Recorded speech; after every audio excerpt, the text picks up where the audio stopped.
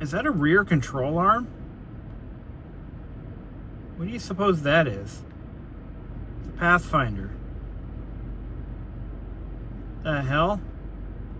I don't think it's supposed to be like that, buddy.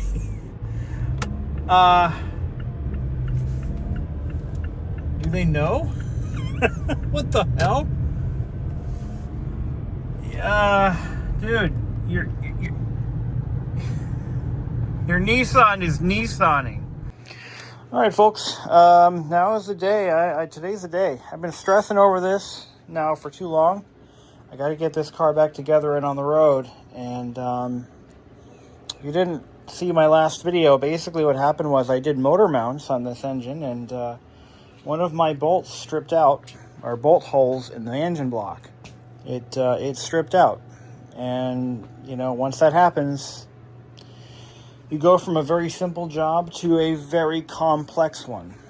And the real issue is not drilling and tapping holes is actually a very easy thing to do, and it's kind of routine on a lot of jobs. Some jobs you just have to do that because it just happens. But this particular situation, we don't have a lot of room to work. Now, my plan was to drop the exhaust to give me a little bit more clearance on that bolt hole. You can't really see it let me try to zoom in. The lighting is also a problem. I only have this stupid light, and it doesn't ever want to be in a position that is useful to me. But the hole is basically just obscured, just only slightly, by the exhaust manifold flange. And the only way for me to really get full access to it is to remove the exhaust manifold and the exhaust entirely. I don't want to do that. I've had this exhaust off 3 years ago, and I, for the life of me, can't remember how I did it, because I can't get any of the bolts undone. Not that I over-tightened them or anything, but they're just hard to get to.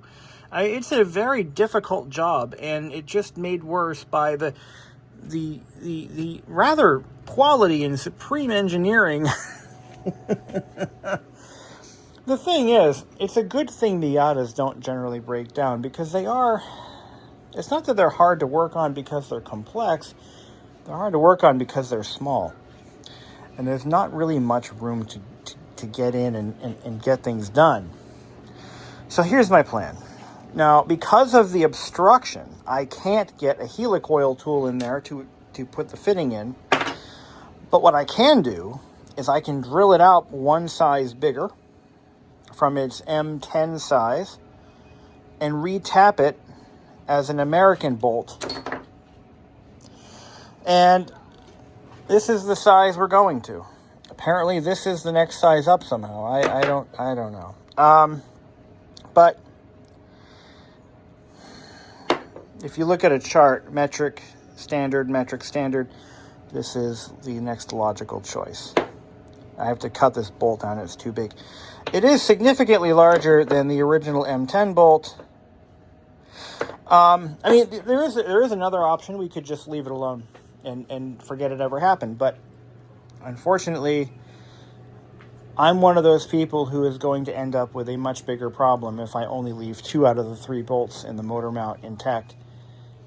Because if you look at where the bolt holes are, there's 2 on this side and 1 on this side. And what that's going to do is going to potentially create a fatigue point in the motor mount. And not that this engine's big enough to cause any fatigue, but I'm just thinking like an engineer here. So I want to secure that side of the motor mount, and there just aren't that many options for me at this juncture. So I'm kind of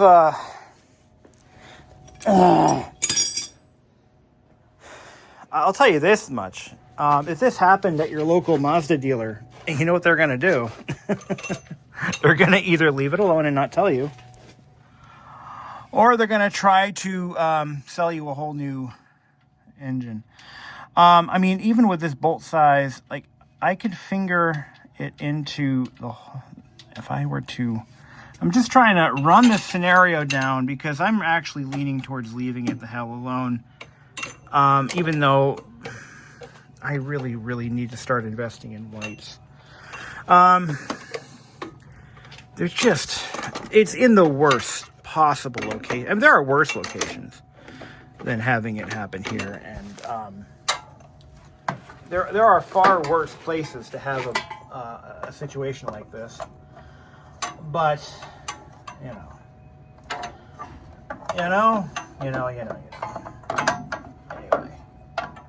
I cannot get it lit up. I cannot do this. I'm trying to do this, what I've got here, and I am not having a good time. So I can't light it up and thread a bolt in at the same time. But what I'm doing here is I just want to see, okay, I can get this bolt just about where I need it. So if I can get it tapped, I can do it. I can get it done. So let's see it. Let's take a look at that offending bolt hole. Let's see if I can get it in view here. There it is, right ahead. There she is, my enemy. And I can just about get a clear shot at it if I can bend this brake line bracket just a wee bit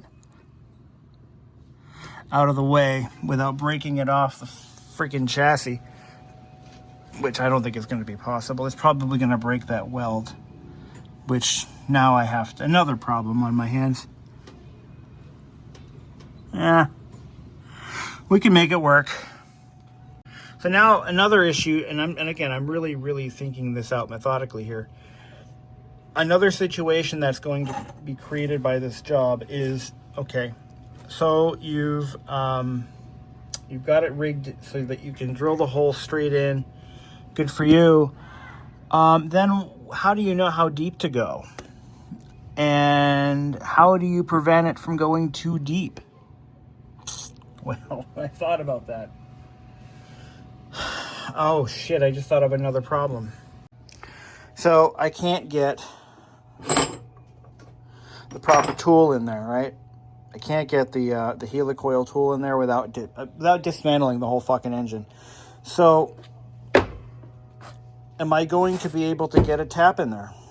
Because these are the tap sockets I bought, and they're a little bit large. I got a 7/16 20, which requires this tap size, and it's loose fitting. Fucking Amazon, I swear to God.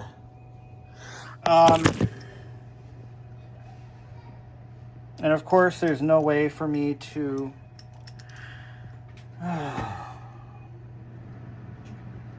You guys wonder why it costs so much to get your car fixed, because this is, even an experienced mechanic will occasionally run into scenarios similar to this one.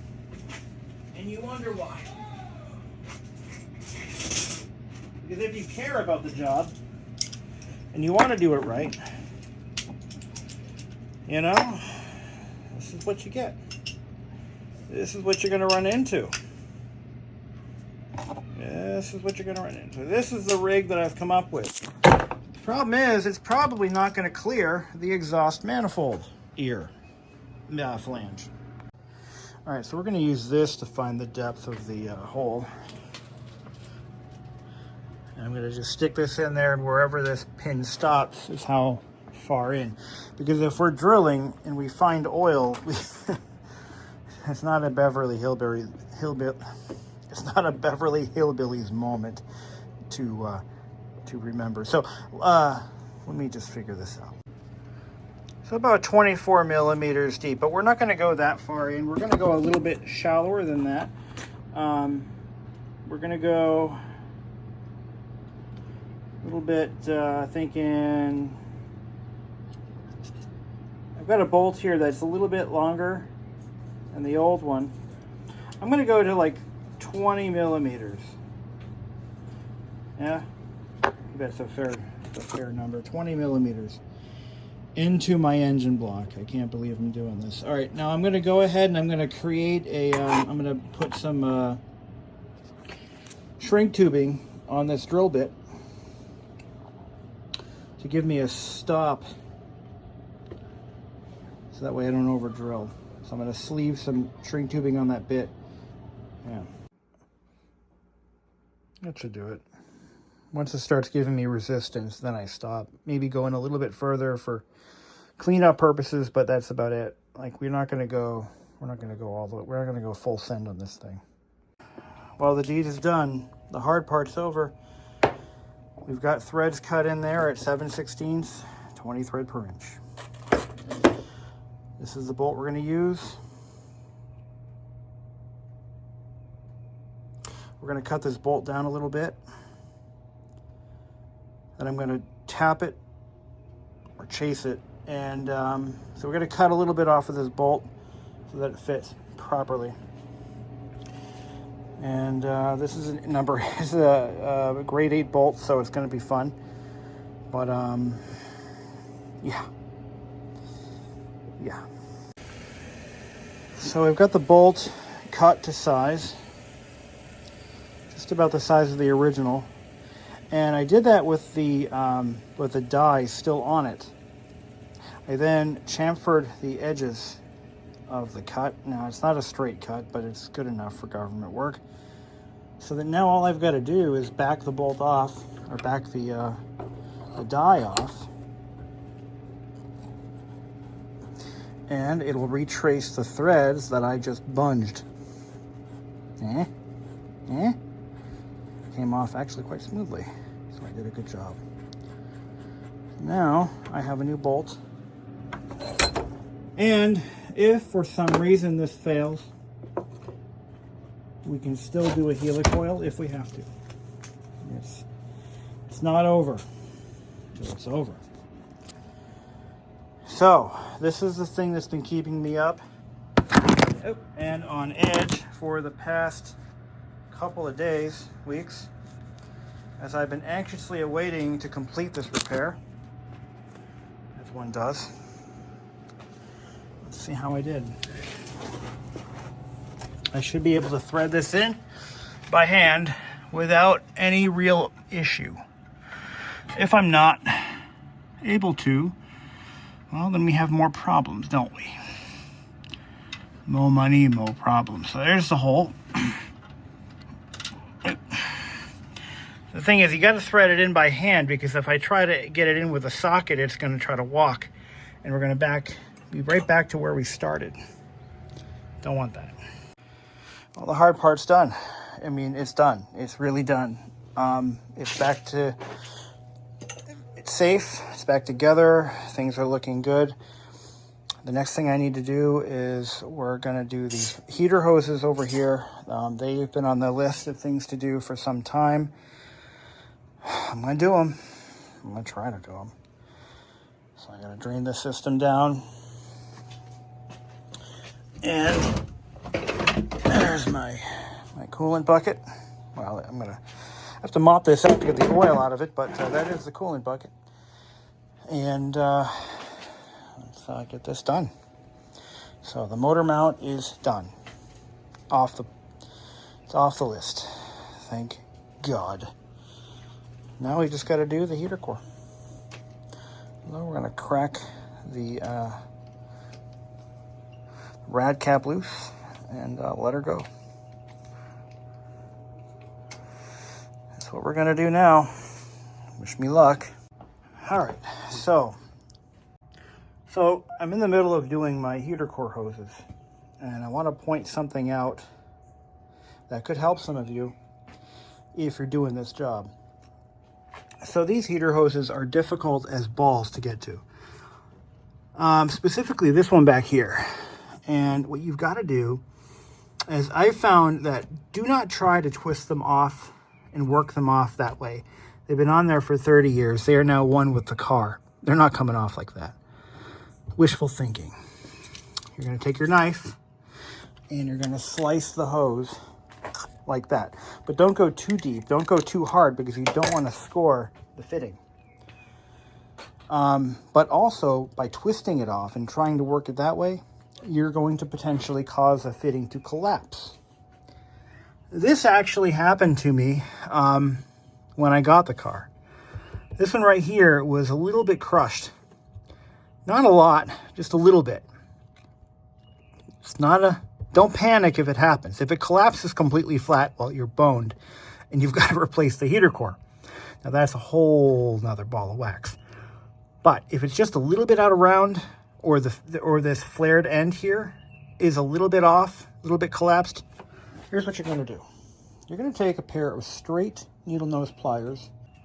I can't find them. I don't know where they went. They're here somewhere. But you're going to go and you're going to take these. Well, even these are working. These will work fine. You're just going to put them in there and you're going to kind of twist them around. Just like that. And you're going to open up that fitting. And that flared end has to be pretty much perfectly round. I think this car is at the point where it may end up needing a heater core very soon anyway. You know, these do go bad with age. So, I mean, I'm kind of prepared for that anyway. But, you know, we're going to see how this goes. But you also want to take a new, preferably a new, aught 0 or quad aught steel wool and some WD-40, and you're going to clean those fittings up. You want to get any rubber that might be left behind from before, anything that shouldn't be there. And anyway, so these are the new hoses we're putting on. These are factory hoses. We've got the factory clamps, and we're going to put those on. Now these clamps, these are basically straight off the production line. So when they build your car from the factory, this is what they're going to use. And when they are placed on the hose loosely, they're held closed or open by this clip. And then you pull that tab, the bottom tab off of that clip, and the hose will release. I try to demonstrate this, but it's kind of hard. I don't have a proper camera set up and a tripod in here, but it's pretty straightforward. I'll try to wait until I do the last one, and then I'll try to get that on camera. But it works pretty slick. It's okay to take a little bit of silicone spray and just spray the nipples to ensure a proper hose fit. It shouldn't hurt anything, but it'll allow the hose to slide on much easier, and it'll make the job just that much more doable.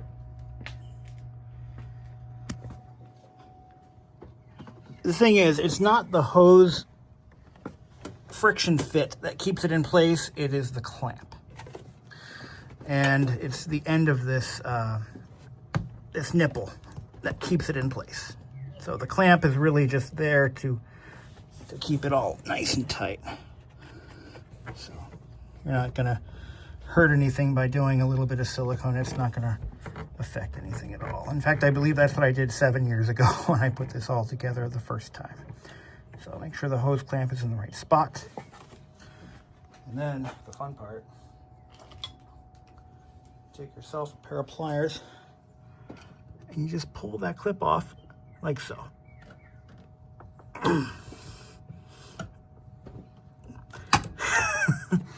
Usually easier than that, but they do come off very easy normally. I'm going to put it in a spot where it'll be easier to get off the next time if I ever have to pull it off again. But normally you just pull on that really good. And here, let me see if I can do this. It's not coming. Oh, it's moving. There we go. Nice tight fitting. Let's see if I can get the back one. That one's going to be hard.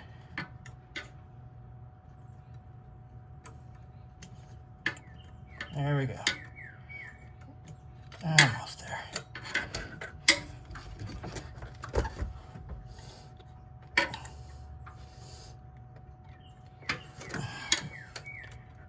All right.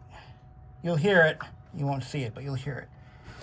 Let me make sure it's in all the way where it needs to be. Nope. Come on, you.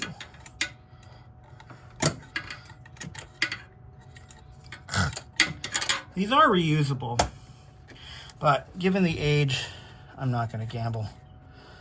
I'm going to just, you know, we're just putting in all new ones. I'm not messing with old stuff. Besides, I've already got them. I already paid for them. 7 years ago. Excuse me, damn it. I'm working on it. There we go. Got it. So there's 2. Now so there are a couple of benefits to these spring clamps that may not be obvious. One of them is this. They will maintain tension. So they will keep a spring tension on that hose throughout the life of the car. So they'll never come loose or ever require adjustment. Secondly, you can't over-tighten them. You can't. A lot of novice mechanics use worm clamps or screw clamps. And the problem with that, I'm not saying novice, but some automakers use them from the factory. I know that some of the German automakers use them. But anyway, and I think Kia does too. But the problem with those worm clamps is if you're not experienced and you don't know how tight to go, they either get left too loose or too tight, and they can damage the nipple fittings. So that's why I really don't like those. But these spring clamps, they also look nicer. All right, so let's get the second hose on there.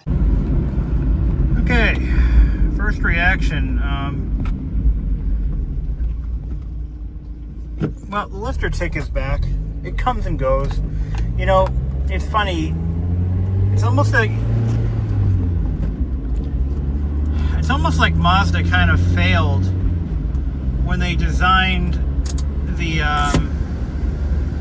BP engine's hydraulic lifters. So the car is smoother overall, much smoother. Like, I don't feel the engine vibrations at all. I just thought it was a characteristic of the car, I'll be honest. I didn't realize it was a inkling of a problem. But it's definitely smoother. There is a difference. I would say there's probably more of a difference. I'm going to close the windows because I've got the AC on. There's probably more of a distance, a difference with the new engine mounts than there was with the new suspension. Just being honest.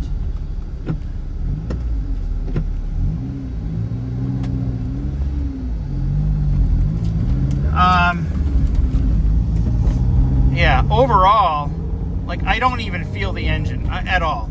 Like, before, you could feel the valves closing. I mean, it isn't that drastic, but it is drastic. But those motor mounts, I mean, they weren't broken. They were just hardened. They were shrunk and hardened.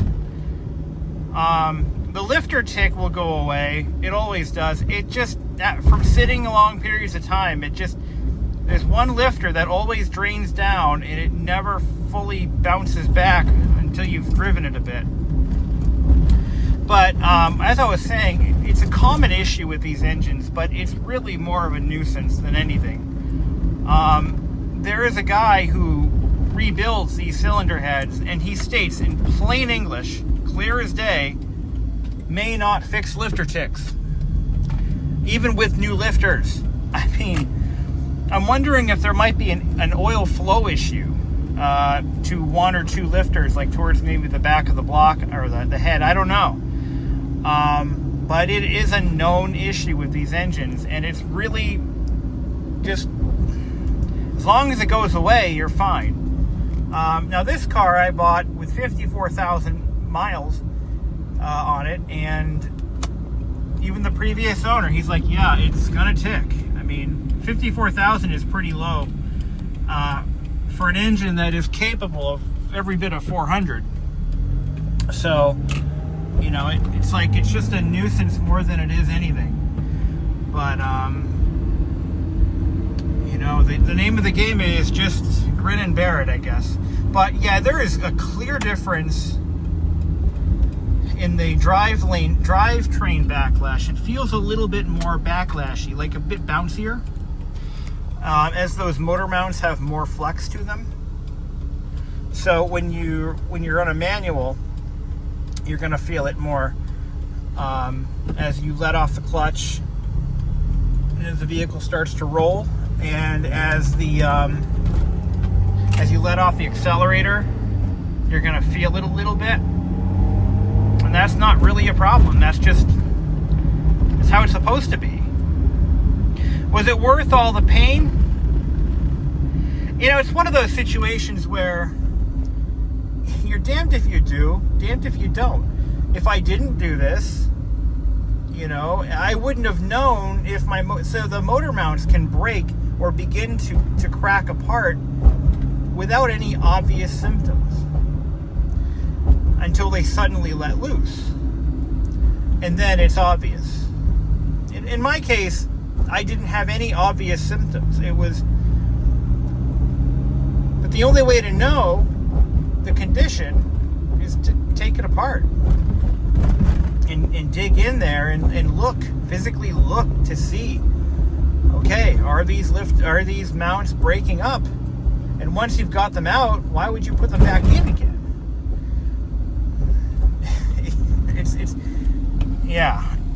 It's like you're up a creek and you don't know, you're given a choice, you know.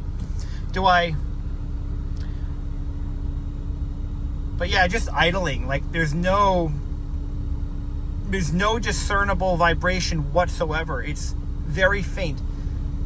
I know those are two contradictory sentences, but so the AC kicks off, the engine goes into idle, like low idle, and I don't feel it.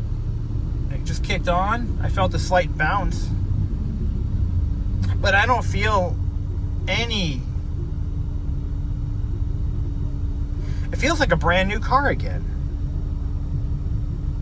I guess that's the only way to put it. Loving this AC though. Oh.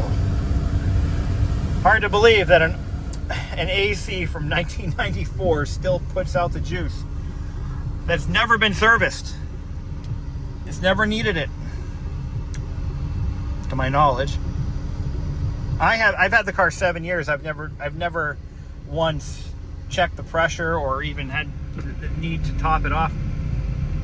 Oh yeah. Okay. Whoa. Jesus, this thing is so smooth. I'm not used to this. Like, this is not how this car is supposed to handle. Like, was it worth it in the end? Yeah. Oh yeah.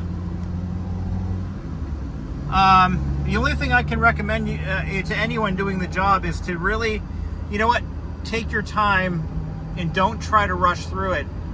But the thing that happened to me could happen to anyone. And I'll tell you what it was. If I didn't mention it earlier, I was using an impact to remove the bolts for speed.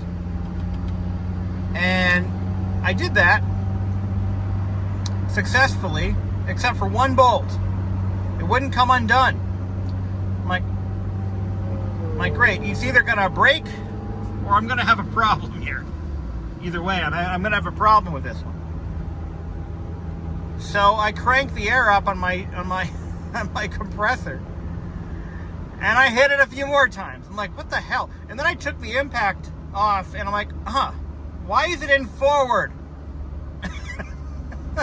I couldn't tell because it's not moving at all. I can feel the gyrations of the damn thing, but there's no movement of any kind. So I couldn't tell if it was in reverse or forward. I just assumed it was. I gotta see if there's any, I need some trees. I gotta stop off at Faulkner's to see if they've got some, I'm looking for some boxwoods. Looks like, do they have any boxwoods? They're starting to get shit in. Okay, we gotta get over there. We need 4 boxwoods put in front of the house. Obviously, the heater hoses I replaced, there's going to be nothing. I'm not going to know. You know, they weren't broken to begin with. They were just old, and I replaced them because I had them, you know. So it's not going to be like I just need to make sure there aren't any leaks. So I want to get the thing up to temperature and then just check again, make sure there's no leakage. This car does not have a heater core shutoff valve. So some cars have a shutoff valve coming into the heater core to stop coolant from flowing. A lot of these Japanese cars don't have that. I think that was an American or a German car thing. Getting a great view of my finger. So there is no, it's not like there's a valve. We don't have to keep the heat on to bleed the system. Yeah, that's not a thing we have to do. It is smoother though. What a difference. Yeah, before, just sitting at a traffic light, you could feel a lot of engine vibration. I guess is the only way to put it. But nice, absolutely nice. I'm happy I did this. I just wish it went a little smoother and I didn't have to whip out the tools of last resort. So since we did a complete cooling system drain and refill, we're going to keep an eye out for, obviously leaks. We did replace those two hoses. Just keep an eye on the coolant level. Make sure it bled properly. I think it did. These systems usually bleed pretty easily. The highest point of the system is that cap. And when I filled it, I had the nose in the air. So to give it a little bit more of a opportunity for air to be, to escape. But everything else is good. I was prepared to pull the exhaust from the manifold back. That did not end up being an issue. And I really could not figure out how I got the damn thing apart in the first place, because the bolts are just inaccessible. But fortunately, it didn't get to that. And there's no issues there anyway. I don't have to worry about any leaks. Everything is kosher with the exhaust. Catalytic converter is in perfect condition. I checked it when I had it out, a couple years ago, and this engine has run very, very, very well. So I'm not concerned that it's losing anything oil-wise and plugging the cat. Nothing like that. It's not running rich. So there shouldn't be any issues. I'll detail the car probably tomorrow. If the weather's nice tomorrow, I might drag it over to a car wash and hose it down. We'll clean it up. Did not notice any rust. I actually did notice when I was under there, I noticed that the telltale hole on the bottom of the bell housing is starting to seep oil. Not alarming amounts of it, but the rear main seal is definitely leaking just a little bit, which is fine as long as I know about it. So I do want to keep an eye on the oil level. It's never shown any oil loss, so we're just going to keep an eye on it. It could also be the input shaft on the transmission, so I wouldn't rule that out either. In either case, if I ever have to do a clutch on the car, that's when I'll address those two issues. So when you do a clutch on a car, you never just do a clutch, so you're thinking, all right, I got to do the clutch in my whatever.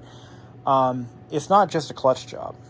You'd be foolish to do it that way. If you do a clutch on something this old, you're going to want to do the rear main seal and the transmission input shaft seal at the same time. And, that's just common sense.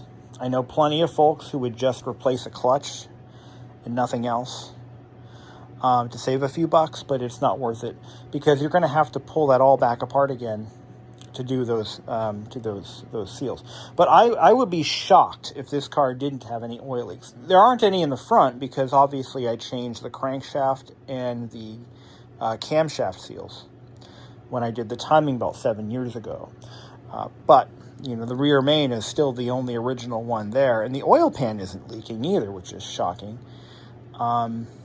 But something like that, we aren't going to deal with that. We're not going to bother with that because it's a lot of work. Transmission has to come out. This is something that you want to do when you have access to a lift. And I may actually pay a shop to do the job. I'm actually serious about that. I'm not doing a clutch in this driveway or this garage. It's not going to happen that way.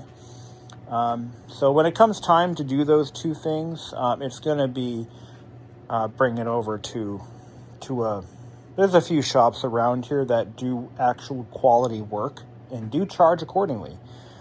And that's how I'm going to get that addressed. And I'm going to have them do both seals. The clutch slave is new. There's no need to do anything with that yet. But again, we want to get those addressed at the time that they're really needed. In the meantime, we're just going to keep an eye on the oil level. But I know plenty of newer vehicles that develop oil leaks, very quickly. The BMW is one of them. My father has a BMW 3 Series convertible. Beautiful car, but the entire undercarriage is covered in a thick sludge. It's leaking oil from every orifice. And he's just going to keep topping up the oil. And that is a totally reasonable and acceptable. You're not going to get this car perfect. You're not going to get any car perfect. The only time this car is ever going to be perfect is the day it leaves the factory. That was 31 years ago. And I'd say for a 31-year-old car, this is pretty damn close to perfect. But, there are going to be some things here and there that pop up. We just addressed two major ones. Well, the engine mounts and the heater hoses have been completely replaced. And those are just two things that are on that list of things to do. We also did an oil change. And we took care of a coolant change after 2 years. So I'm actually keeping up with that 2-year coolant change.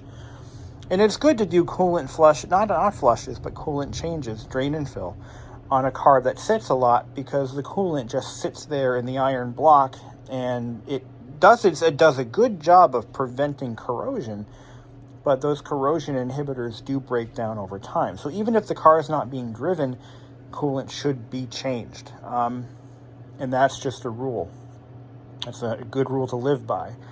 I think we're almost due for belts. These aren't old, or they're not driven off mileage-wise. They're pretty low mile, but they're getting old. Yeah, I think. Oh, maybe not. No, they don't look that bad. But I do need to adjust that alternator tension, belt tension. I would like to take a look at the pressure in the cooling system. I don't have a valve set. I may have to bring it to a shop that has a system that they can suck it dry, check for leaks, and then refill it to spec. If there are any leaks, you want to get rid of those. But overall, this thing's in great shape. And again, I drove it a little bit, and it's a night and day thing. It really is shocking how much those little motor mounts actually do. They're not there to just keep the motor in place. They also absorb the vibration. And when the motor mounts get old and dry and they start to shrink, you start to feel more and more vibration in the vehicle. And it literally, even shutting it off is different. I don't even feel when the engine stops, when it stalls, I don't even feel that anymore. It's crazy how much of a difference that made. And those mounts weren't that bad. So you think about that. If your car is as old as this one, maybe something worth looking into. But don't make the same mistake I made. Make sure your impact gun is in the correct direction when you're hammering out bolts, because you could cause yourself an absolute aneurysm level on the pain scale. So thank you all for watching, and I hope this has been informative for someone. I sure learned a lesson.